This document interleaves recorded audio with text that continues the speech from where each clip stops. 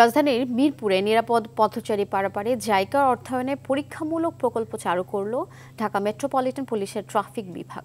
সকালে প্রকল্পটি চালু হওয়ার পর সবাইকে নিয়ম মেনে চলতে বাধ্য করছে ট্রাফিক বিভাগ।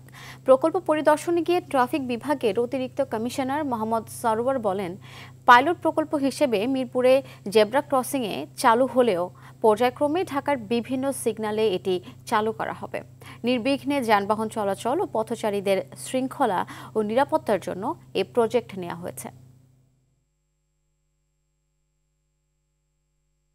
ঢাকা রোড সেফটি প্রজেক্ট, সেই প্রজেক্টের উদ্দেশ্য বাস্তবায়ন হবে। একদিকে পথচারীরা দুর্ঘটনার হাত থেকে বাঁচবে, অপরদিকে আমাদের গাড়ি চলাচলও অব্যাহত থাকবে। আমরা আহ্বান করতেছি ঢাকাবাসীদের বা পথচারীদের জন্য, তারা যেন এই সিগন্যাল লাইট মেনে চলে।